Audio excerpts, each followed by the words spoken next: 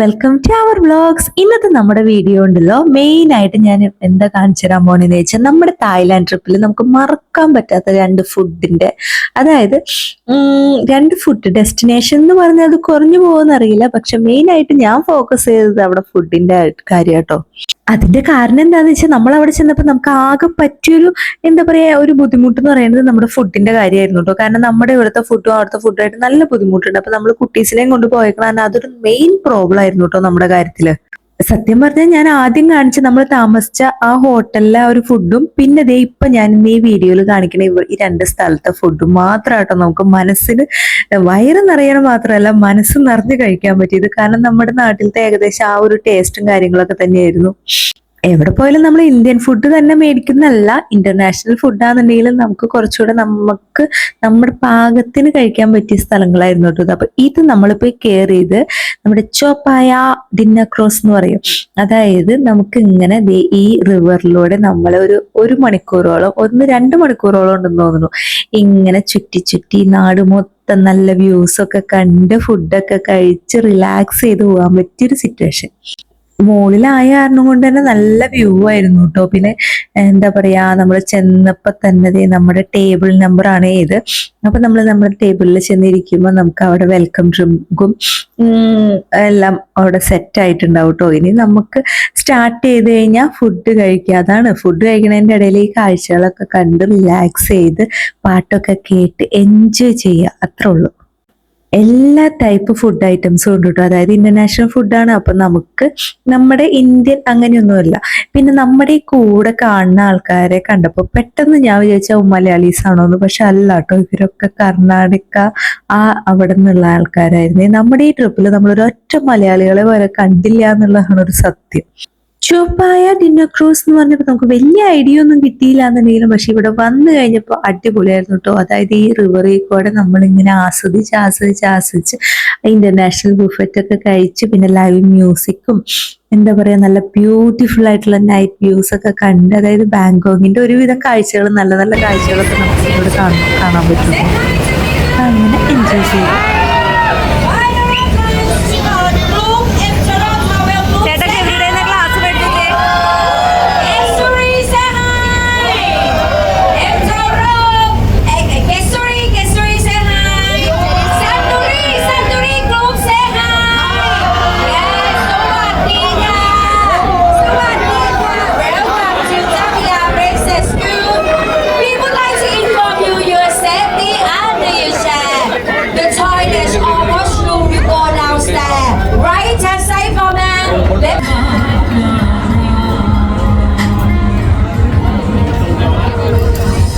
Music എന്ന് പറയുമ്പോൾ നമ്മൾ ഇതുവരെ കേൾക്കാത്ത പാട്ടുകളൊക്കെയാണ് ഇവർ പാടിക്കൊണ്ടിരിക്കുന്നത്. പക്ഷെ നമുക്ക് വേണ്ടിയിട്ട് നമ്മൾ കൂടുതൽ ഇന്ത്യൻസ് ആയ കാരണമുണ്ട് അവർ 1-2 ഹിന്ദി സോങ്സ് ഒരുവിധം പാടിയിട്ടുണ്ടായിട്ടോ. അവർക്ക് പാടാവുന്നതിന്റെ മാക്സിമം നന്നായിട്ട് അവർ പാടിയിട്ടുണ്ടായിരുന്നു. അവരുടെ നമ്മുടെ സ്ലാങ് നമ്മൾ നല്ല വ്യത്യാസം ഉണ്ടല്ലോ.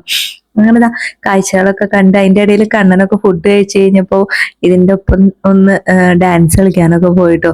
എല്ലാവരും നല്ലോണം എൻജോയ് ചെയ്തു. അതിന്റെ ഒപ്പം ഫുഡിങ്ങും കാഴ്ചയും ഒക്കെ എല്ലാം കൂടെ ഒരു സൂപ്പർ.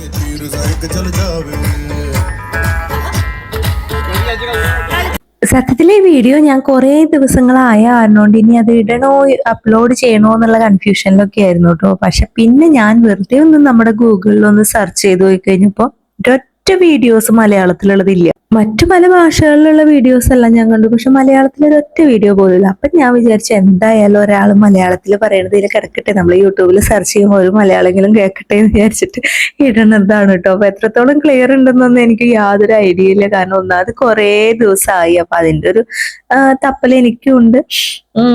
അങ്ങനെതാ എന്തായാലും നിങ്ങളായിട്ടൊന്ന് ഷെയർ ചെയ്യാന്ന് വെച്ചിട്ടുള്ളതാണ് കേട്ടോ. അവിടെ നമ്മൾ നേരെ പോയി നമ്മുടെ ഹോട്ടലിലേക്കാണ് കേട്ടോ. എന്റെ പൊന്നും അവിടുത്തെ കാഴ്ചകൾ നിങ്ങൾ തന്നെ ഒന്ന് കണ്ടു നോക്കേ.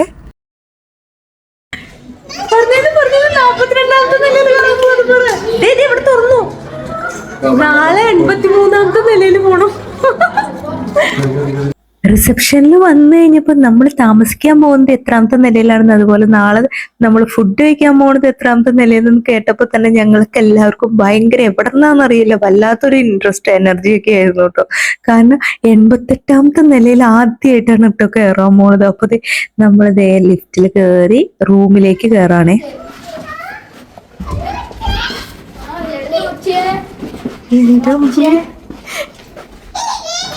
നമ്മുടെ വീടിന്റെ വലിപ്പുണ്ടല്ലോ.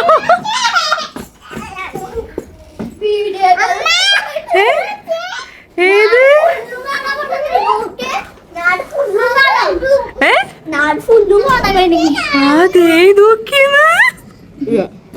ദൈവമേ, അപ്പൊ നാളെ 83ാമത്തെ നിലയിൽ എന്തായിരിക്കും അവസ്ഥ? ഈശ്വര കൊണ്ടുവരുന്നത്. എടാ ആ കർട്ടൻ നീക്കി നോക്കി, അടിപൊളിയായിരിക്കും. ആ കർട്ടൻ നീക്കി നോക്കി. എന്റെ പൊന്നേ, ദേ നാട് മൊത്തം കാണാം.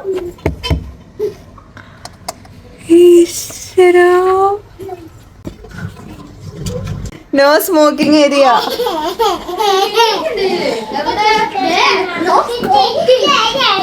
ഇതാ നല്ലത്, ഇതാവുമ്പോ ദേ ഒരുമിച്ച് കിടക്കാം.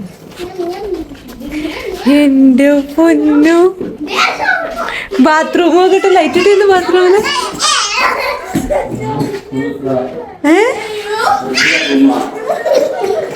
ഈശ്വര, നമ്മുടെ റൂമിന്റെ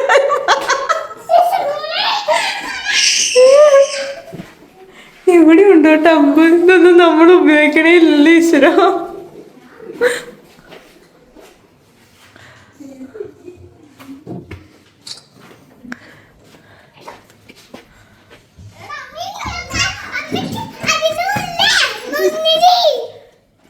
ഓറഞ്ച് ഓടിച്ചേരാം.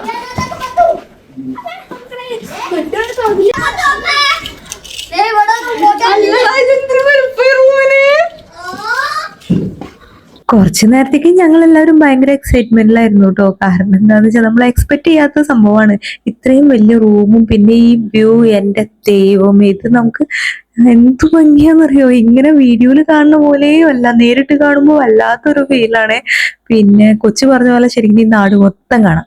അങ്ങനത്തെ ഞാൻ ചെറിയ 2-3 റീലൊക്കെ എടുക്കാനായിട്ട് രാത്രി ഒന്ന് പുറത്തേക്ക് ഇറങ്ങിയിട്ടുണ്ടായിരുന്നു, കുഞ്ഞ് ഷോപ്പിങ്ങും കാര്യങ്ങളൊക്കെ ആയിട്ട്. പിന്നെ ഇതാ രാവിലെ നമ്മൾ ബ്രേക്ക്ഫാസ്റ്റ് കഴിക്കാൻ പോകണം. അപ്പൊ ഇവിടുത്തെ ബ്രേക്ക്ഫാസ്റ്റ് സൂപ്പറാന്ന് പറഞ്ഞു കേട്ടിട്ടുണ്ട്. അപ്പൊ ഞാൻ കാണിച്ചു തരാം കേട്ടോ.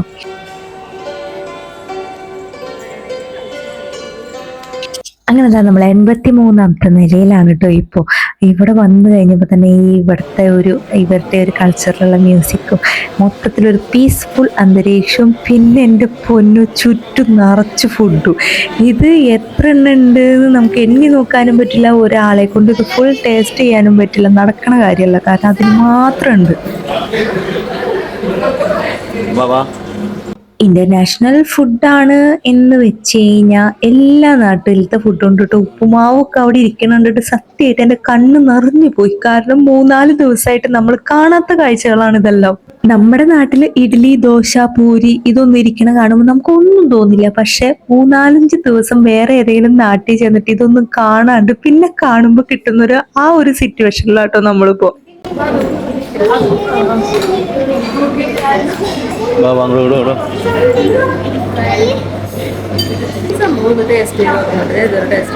അതാണ് മറ്റേ വഴുതനങ്ങ ഇതെല്ലാം അതെ എടി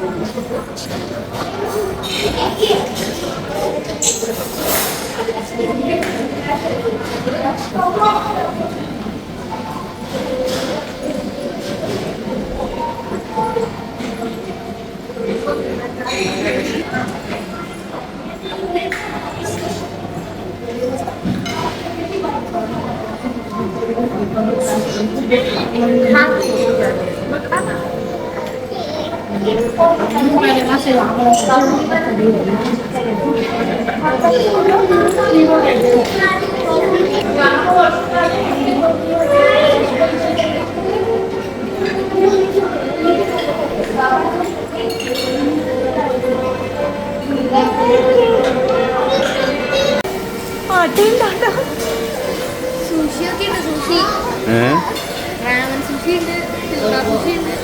കണ്ടപ്പോ തന്നെ വയറ് നിറഞ്ഞു. എന്നിട്ട് പറഞ്ഞേ ഇതിലിപ്പോ എവിടെ തുടങ്ങുക? എന്തോ സാധനങ്ങളോ കണ്ടപ്പോ തന്നെ വയറിറങ്ങിയ. സുഷി കൊറേ ഉണ്ട്, കൊറേ. എന്തുട്ടാണത്?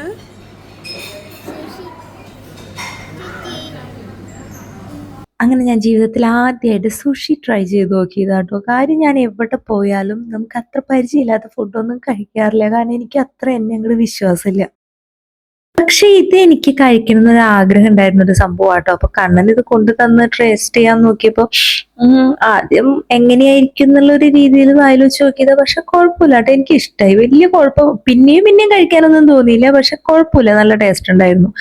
പിന്നെ അവൻ എന്തോ അതിൽ സോസ് അതിന്റെ എന്തോ സോസൊക്കെ ഒഴിച്ചാട്ടോ കൊണ്ടു തന്നെ. എനിക്ക് അത് തന്നെ വലിയ ഐഡിയ ഇല്ല. പക്ഷെ എന്തായാലും അതൊരെണ്ണം ഞാൻ കഴിച്ചു, നല്ല ടേസ്റ്റ് ഉണ്ടായിരുന്നു.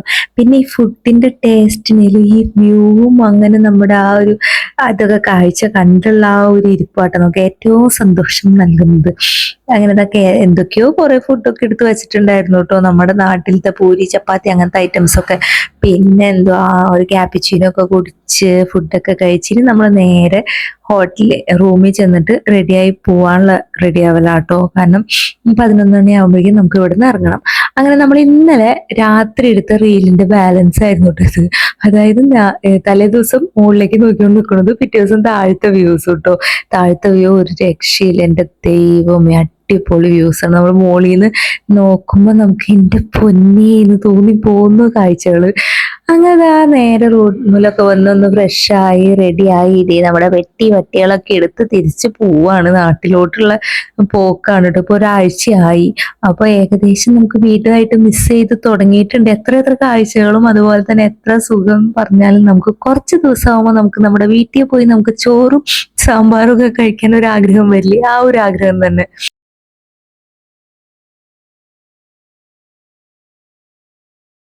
ഇനി നേരെ ഫ്ലൈറ്റ് കയറി നമ്മുടെ വീട്ടിലെത്തിയാൽ മതി എന്നുള്ള ചിന്ത. അപ്പൊ നമ്മളിത് ഇപ്പൊ ഇവിടെ നിന്ന് ഇറങ്ങിയിട്ട് നേരെ എയർപോർട്ടിലേക്ക് അല്ലാട്ടോ പോണത്. കുറച്ച് എന്താ പറയാ സൈറ്റ് സീയിങ് ടൂർ, അതായത് ഗോൾഡൻ ബുദ്ധ ടെമ്പിള്, അതുപോലെ തന്നെ പിന്നെന്താ വേറെ ഏതൊരു ബുദ്ധ ടെമ്പിള്, അങ്ങനെ 1-2 ടെമ്പിൾ ഇവിടുത്തെ ഇതൊക്കെ വിസിറ്റ് ചെയ്തിട്ട് ആണ് കേട്ടോ നമ്മൾ നേരെ എയർപോർട്ടിലേക്ക് പോകുന്നത്. ഇവിടുത്തെ കാഴ്ചകളൊക്കെ നല്ല അടിപൊളിയാണ്. പക്ഷെ നമുക്ക് വെയിൽ കാരണം കാല് പൊള്ളി ഓടേണ്ട അവസ്ഥയാണ്. വേറെ പ്രശ്നമൊന്നുമില്ല. പിന്നെ ഈ ടെമ്പിളൊക്കെ ഭയങ്കര എന്താ പറയാ, ഇവിടെ കയറി കഴിയുമ്പോൾ നമുക്ക് വല്ലാത്തൊരു ഫീലാണ് കേട്ടോ. അതായത് ഭയങ്കര ഒരു പീസ്ഫുൾ ആയിട്ടുള്ള ഭയങ്കര ശാന്തമായ ഒരു അന്തരീക്ഷം. പിന്നെ കുറച്ചു നേരമൊക്കെ അതിൻ്റെ ഉള്ളിൽ ഇരുന്ന് നമ്മളിത് ഇറങ്ങാണ് കേട്ടോ. അവിടെ നിന്ന് പോന്നു. നമ്മൾ എയർപോർട്ടിൽ എത്തിയിട്ടോ, നമ്മുടെ ബാങ്കോക്ക് എയർപോർട്ടിലെത്തി നാട്ടിലേക്ക് വരാണ്. അപ്പൊ ഇത്രയൊക്കെ ഉള്ളൂ. അപ്പൊ tata bye bye, see you. ഇനി അടുത്ത വീഡിയോസിൽ കാണാം കേട്ടോ. Okay, by.